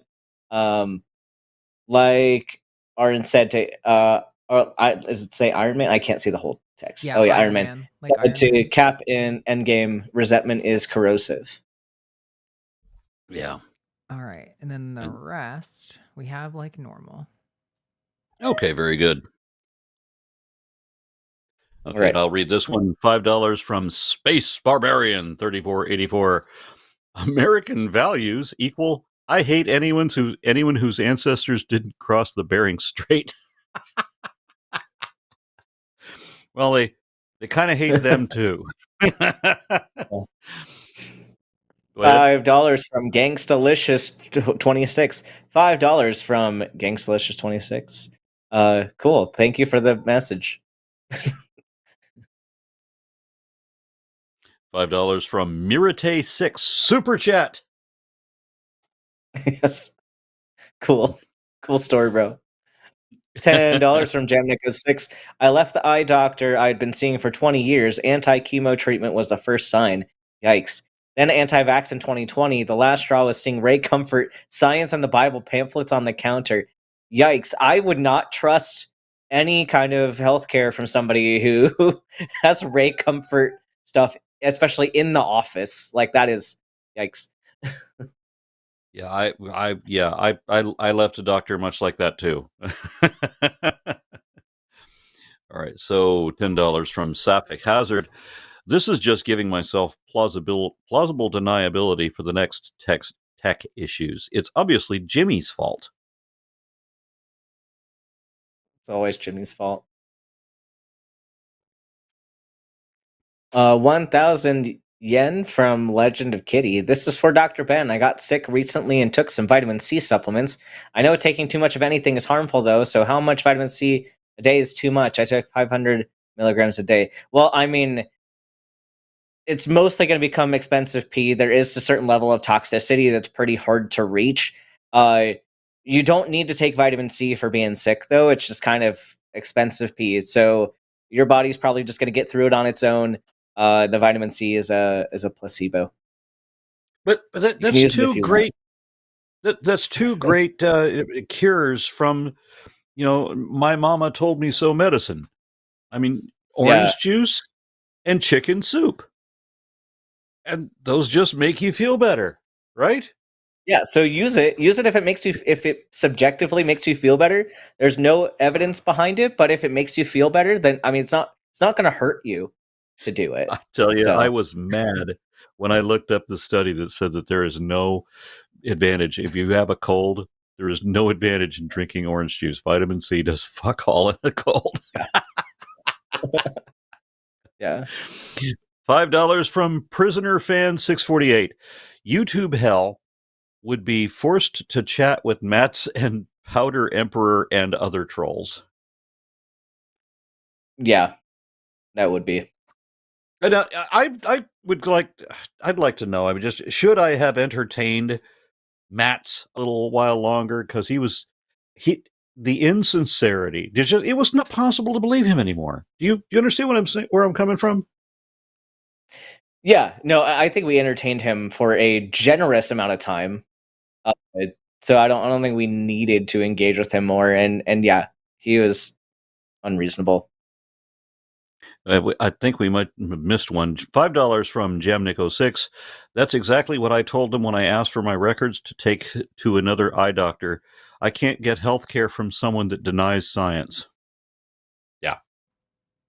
No, the last Yeah, one that was on that's was the one that was here before. Okay. Yep, that was the last one. All right. Well, been a bucket of chuckles, Ben.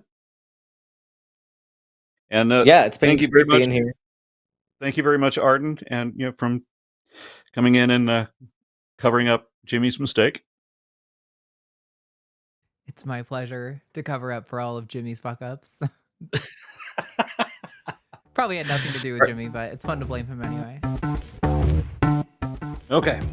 So I don't have any music to dance to. What do we do? Oh, there is music. It's just not going to you guys. Hold on. Okay, here we go. Here we go.